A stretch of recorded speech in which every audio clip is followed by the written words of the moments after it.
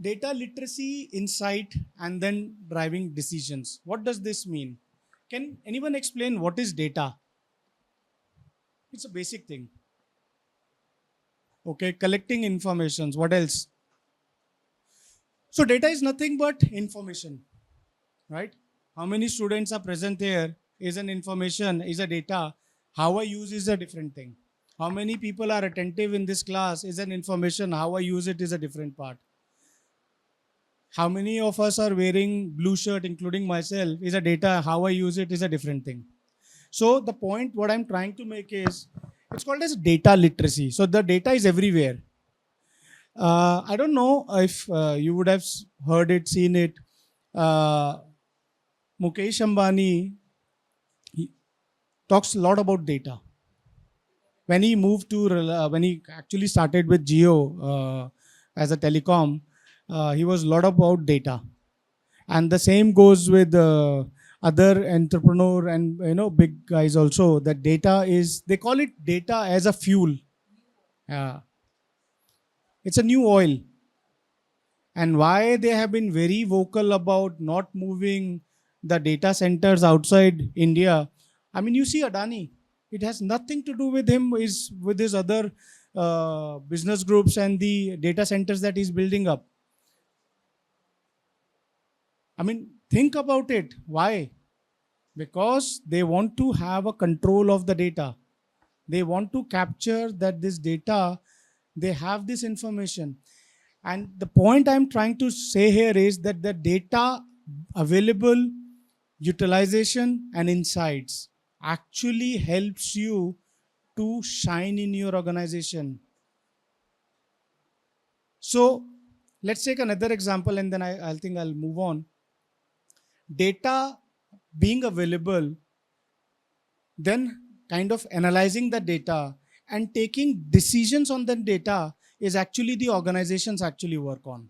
So my team does a lot of data analytics, for example.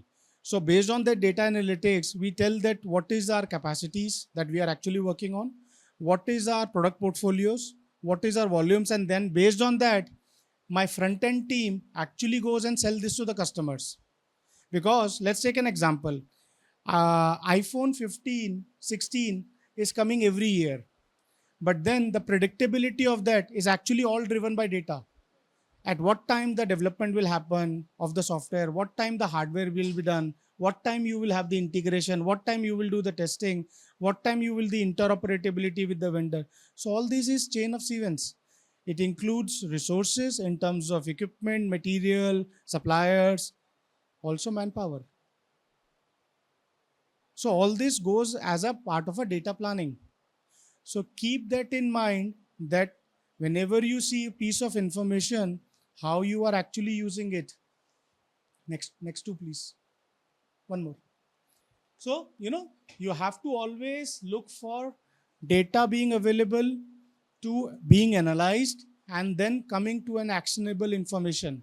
Without any actionable information, it's of no use. If I tell, let's say, anyone outside that in this class there were 5 people with a yellow or a blue shirt, but am I trying to say him something that blue is the most popular? So that is how it goes. So when people generally travel, there is another part which could be of interest to you. We all would be flying somewhere within India, outside India. We have all access to the airports. When we knowingly, unknowingly, we don't know that whenever we move around the airport, we go to a shop, buy a grocery, or not a grocery, but we buy something in a shop. We go to a restaurant within the airport. I'm talking about the airport premises. Let's say T3. T3 is a bad case because the shops are not that good. Most of us just go to the lounge and take a sip and stay there. But if you go to for any international airport, there is a big amount of restaurants and shops and other things where you buy stuff and all that. Unknowingly, you always carry your handset, of course, right? But then these operators, for the operators, track your location. And then we gauge how much seconds, milliseconds, minutes, generally the users are staying at which areas. And this information is then supplied to the is supplied to the operator, and then operator sells it to the airport operator. No, we are not telling the user. We are not telling the username. We are telling that 100 users were here for 50 seconds. Now the point is it the location of that shop? Is it the brand? Did they bought something or not is not something we are sharing, because we don't know that part. But the geotagging works all across this. You don't need to send your locations, you don't need to share it anyone, but we from the operator side then kind of geotagging you, because your mobiles are attached to the cell towers, and from the cell towers we can approximately locate where you are. That's how police crime works these days. We are utilizing this information from the data, and then we are putting it. Just a slightly better understanding. As looking for the mic, I didn't get it.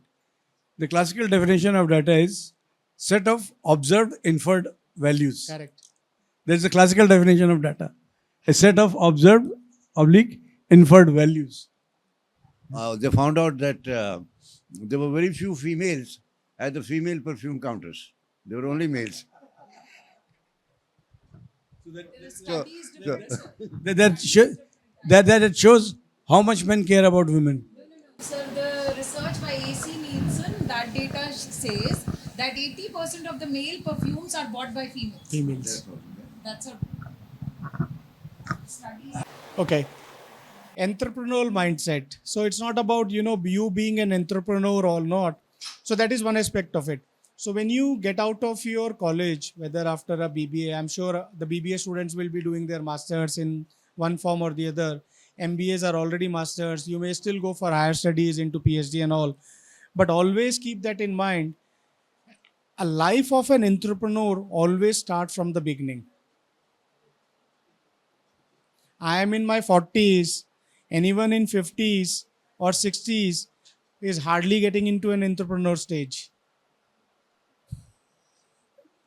Devinder sir is another kind of rare case. But generally, but probably that was a push from your son. You were obliging it. So, that is always the life, that if you want to start something of your own, the early that you start, the risk appetite is low, and then you don't have any dependencies. You don't have a family to, kind of, besides your girlfriends or boyfriends, you don't have to take care of other things, right? Your parents are there to feed you. So your risk appetite is very high. When your risk appetite is high, you can actually go into different waters. But as you go along your life, you will be married, you will have kids. And so, your burden of responsibility increases. As your burden of responsibility will increase, your risk appetite will go down. And then the second part is, let's say, I'm not suggesting or forcing anyone that you need to be an entrepreneur, but then when you go into a professional life in college, the companies want an entrepreneurial mindset from you, that you capture the opportunities, you seize them, you feed them. So if my or our sales team guys are going to a customer like Bharti, they are feeding us back how the competition are selling, what products are they doing. It's a different case altogether whether we do the same products or not. So an entrepreneurial mindset is basically either you start something on your own, or you capture those opportunities. You have a creative mindset that you can actually sell on or buy on or take a decision on. And it can be at any place. Yeah, please. What exactly as an With your name first, Naveen. My name is Naveen. Yeah. Now I am an MBA student. you are an MBA student. Yeah. Okay. So I have two questions. First question is, as an MBA student, what's the important analytical skills and digital skills that you have talked about? And third, like overall skills that a MBA student requires. What are those skills that we should acquire before going into the stock real market, job market? And second question is, as an entrepreneur, this is a perspective of asking this question. I'm asking this to prospective entrepreneur, what are the things like one should see, because current market is very competitive in terms of digitalization and everything. As we have seen, Blue Star, currently they have taken such a huge funding, and they are collapsing into taxi business. So what are the things that we should see analytically, or social media space, where what are those department where we should try on Okay. in terms of starting the business? Yeah. So thanks, Naveen. So it was actually not two questions, but I think multiple questions. So I'll try to answer this, let's say one by one. So first thing is, in terms of your AI or artificial intelligence, or analytics that we call it. So it depends now what stage or what piece of information you are actually looking for. So it starts from various stages. So I think AI or analytics, not AI. AI is a sublet of that. Analytics starts from the initial stages of descriptive or a diagnostic or a prescriptive. So it depends what piece of information you are actually looking for. Are you looking for, if I talk about a technology, are you looking for something that tells you? Are you looking for something that tells you also why? Or you are looking for something as an answer that why it happened and then what you do about it. So it comes at a various stages. Then the kind of skills or industry, I have actually in the next bullet point, but I can answer you. The industry what you are looking for actually depends on your preferences within one industry. So let's say if I say I wanted to be in telecom, so it was not something that uh, I landed up here by chance. I wanted to be in telecom, I don't know why, but somehow this was very fascinating for me. So, and that's the reason I have been always all my life into a telecom segment, because this is something, even though it has been recently into turbulent waters, but as a technology, you learn a lot. So when you focus on, coming back to your question, when you focus on any specific industry, you have to see what kind of industry you are focusing on. Can you just put two? Okay. So basically, you have to look that which industry you are focusing on. Are you focusing on a technology industry? Are you focusing on a supply chain kind of a segment? Because that runs across. And being an MBA student, I don't know, you are in first year or second year? So which specialization you have? Second, marketing and Marketing. So marketing cuts across all the domains. So either you can be focusing on a specific industry, or you can be looking at a generic content part. I'm more interested in traveling industry. I have seen so many online, Make My Trip, all those. So I'm researching on those things. And also education sector, there are so many edtech industries emerging, like Unacademy, PW. They are using very different kind of, as I've said the example, despite of taking too much of funding, Blue Star, they could not able to survive in See, the Blue market. Star or Blue Smart, actually Blue Smart is Blue a Smart, wrong example. They got bankrupt, not bankrupt, but they went back with the ED because of their wrong deeds, not because that they were not able to stay in the competition. So they were using this money to fund their own personal fantasies. So you have to understand that why Blue Smart, which was like one of the best actually taxi hailing cars that if you would have used, has gone down, is because of their deeds. Similarly, if you talk about travel agencies or travel as a, not agency but travel as an industry, Kingfisher went bankrupt because of their deeds. So if you read the case of Kingfisher, so we had this two cases of Kingfisher and Jet Airways in our MBAs also at IIM. If you read the case study of Jet Airways, you will understand that at what stages Naresh Goel, the chairman, was taking the decisions and what were they wrong. How he was kind of, fabricating the balance sheets and the finance statements. Similarly, Kingfisher, how Mr. Mr. Vijay Walia was living in his extravagant life and all that stuff. So, your deeds and business are parallels. If you start to fund your fantasies or deeds from your business, the money has gone to the drain. So in terms of your opportunities, getting into a service provider, getting into an industry is one aspect. Starting something on your own is another aspect to it.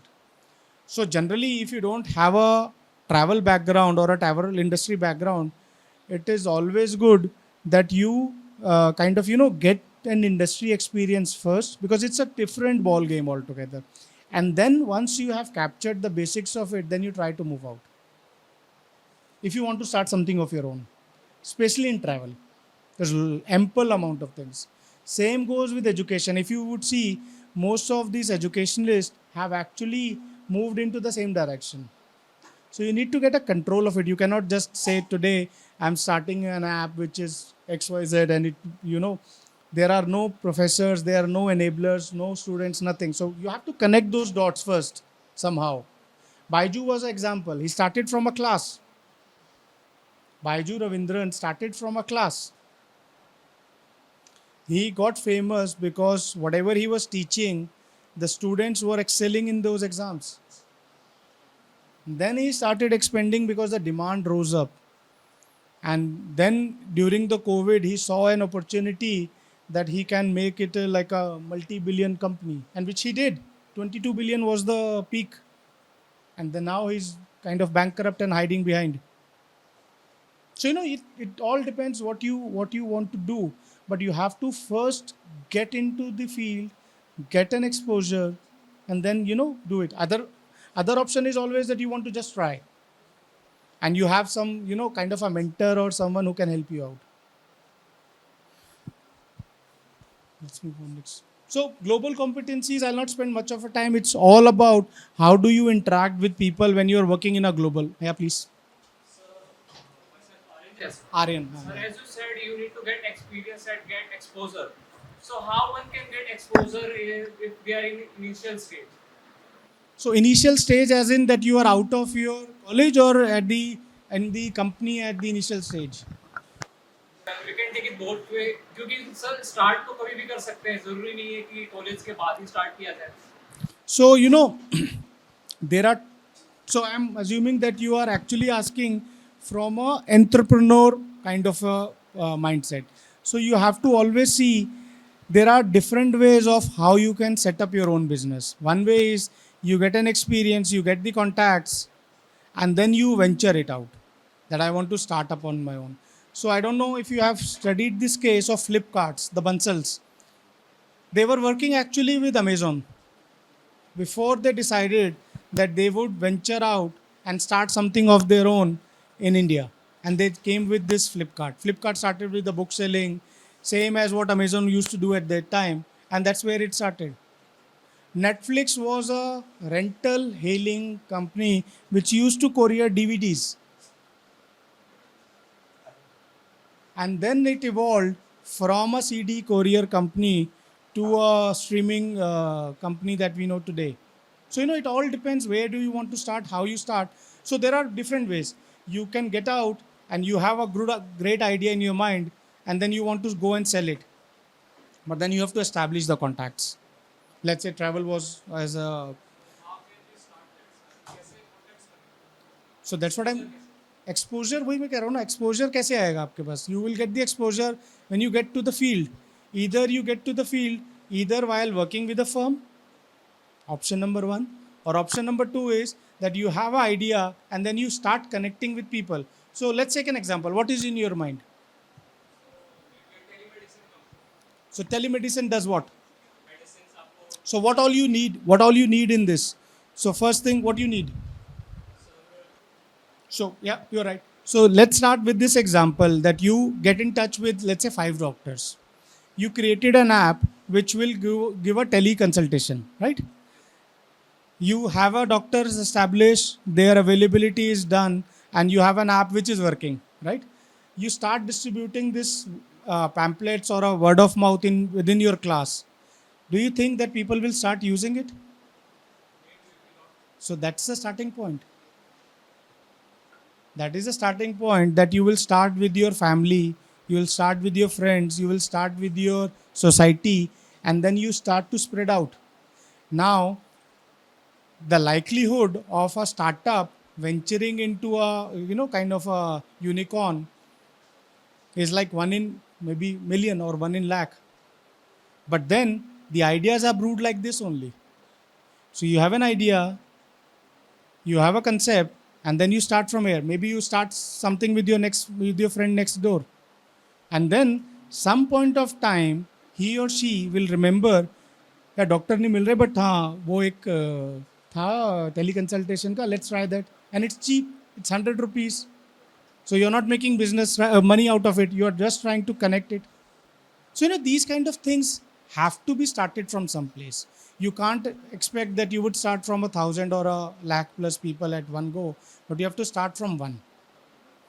Idea is important, and then you execute on. But then the demand has to be there. You cannot be selling oranges in this class or oranges in this campus when no one needs it.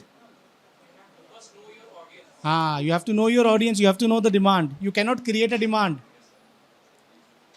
Something which is kind of pushed from the corporates as a demand is generally not selling up. You have to pump in a lot of money. Okay, next one, if we move.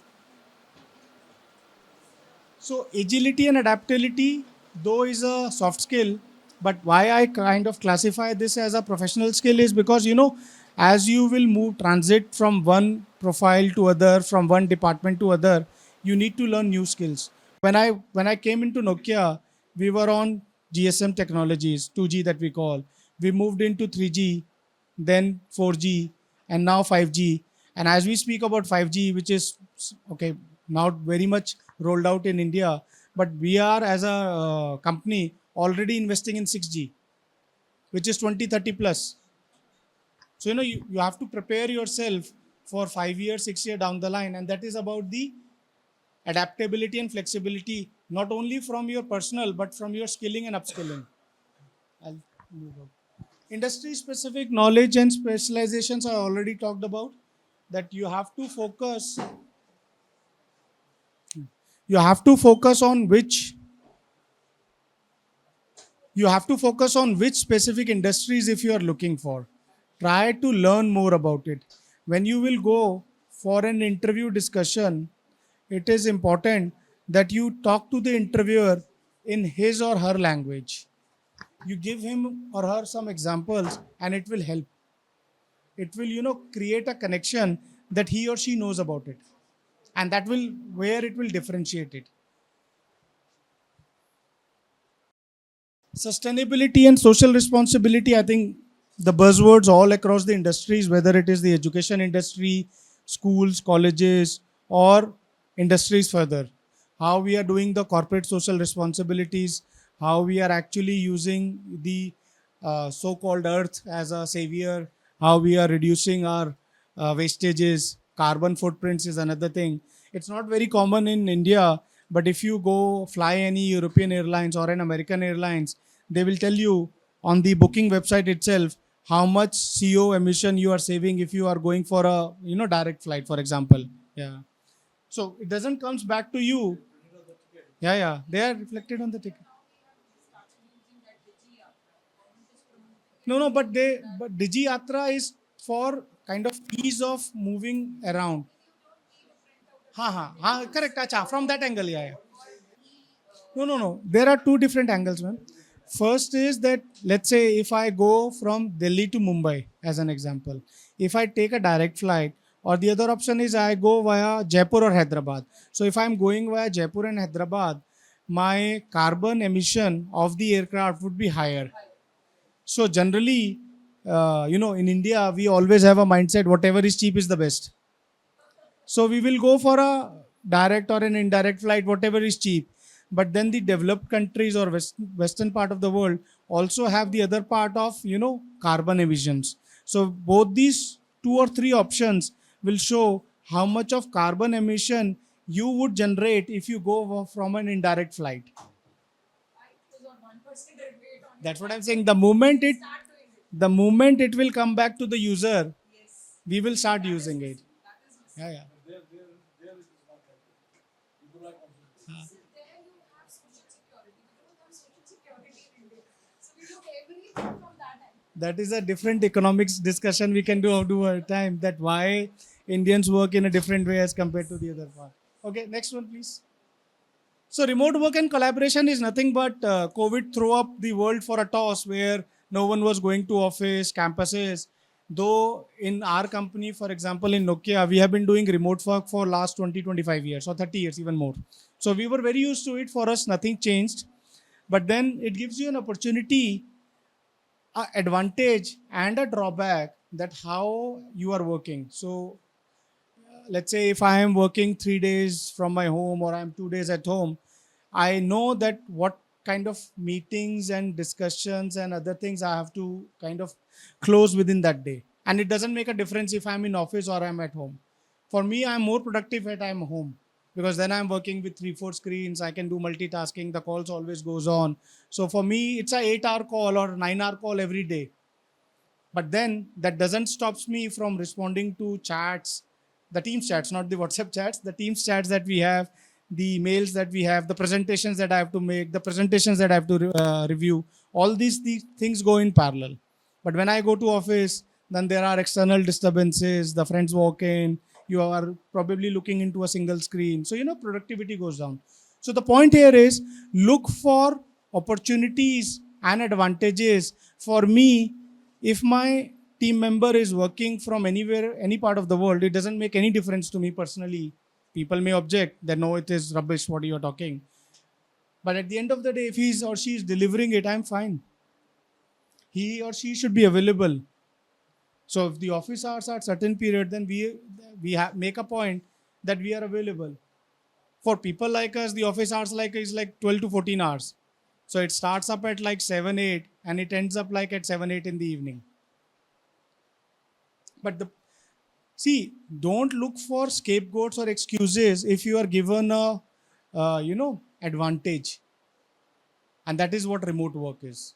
I know you would have done this, not the MBA or BBA students, but the previous batches. If the BBA were in school and during the COVID time, the teachers were teaching and the students were missing from the screen. It was happening at my home also. My younger kid used to say, दादी आप यहाँ बैठ जाओ, मैं भी toilet होके आ रहा हूँ. दादी टीचर के सामने बैठी हुई है वहाँ पे कैमरा ऑफ करके. When the teacher is asking camera off क्यों है, दादी लिख देना कि the camera is not working. So it was there. But fine, gone are the days. In a professional life, these things don't fly. Those are kids. Teachers know that they will do their mischief. We know that they are doing their mischief and other things. But when you go to a professional life, these things will not fly. For me, I'll take it once, twice, thrice, and then you're gone. You're out of the company. We don't need you. We need productivity out of it. If you're not able to deliver it, why I would spend money on you? There are hundreds. A CA or an MBA, irrespective of the college, can start as low as 10 to 15,000 per month in our country. And it can go up to like 1 lakh, 2 lakh, 5 lakh, 10 lakhs per month. So there's a big difference between these two. Probably both of them can be from same college or different colleges. So there's a difference and you have to understand why the difference exists.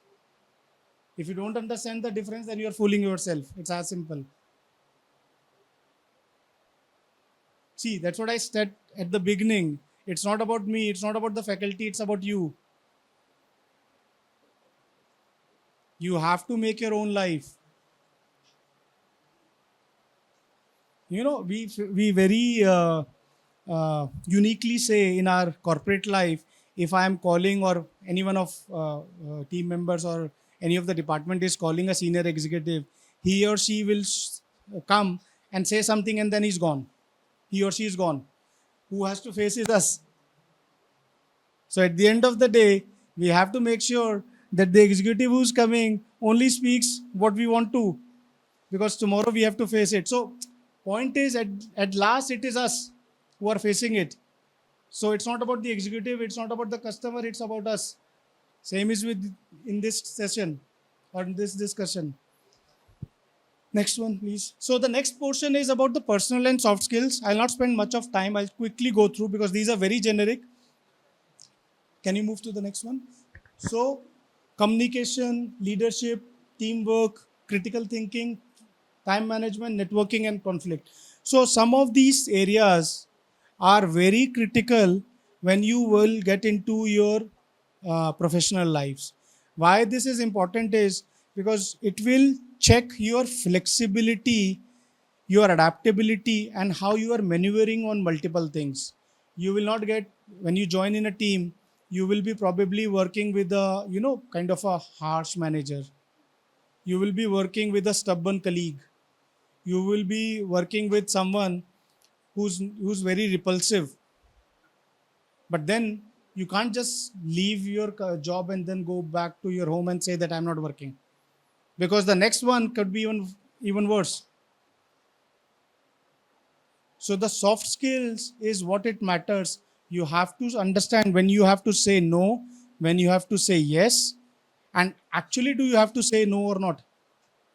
Maybe the world will still continue just if you just say maybe. So these are, very basic things. One of our common friend, me and Devinder sir, used to say, charmer is irreplaceable. So if there is a charmer in the house, in the classroom, so you can pick any one of your class, you don't need to name him or her, but any beautiful girl or boy is the charmer of the class, right? He or she will make his work done this way or that way. What it is all about, it's about the soft skill. Well, he could be God gifted because of his color or his other, but then is it only about the color? Maybe not. So think it from the angle that how this can work out. Socialization is another angle which I have not captured it here, but it's the same thing. We are going around that how your soft skills can actually help you not only get into the job but also make you progressive.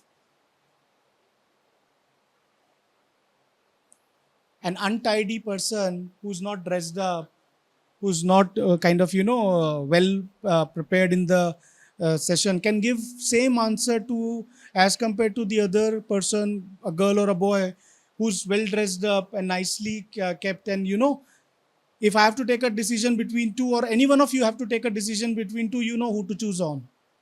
What it is a difference? It's just a soft skill that how he or she was presenting himself or herself. Nothing, no difference. That's what I started. A degree will always remain the same. How you present yourself is what will make a difference.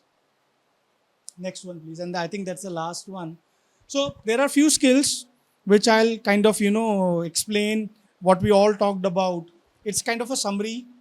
And the last one, based on my experiences, though I had been in much more profiles than what is listed here, but then you will get a glimpse of it, that why and where these skills actually vary. It's not about that, you get into an organization and I know ABCD, then I would continue with an ABCD all my life.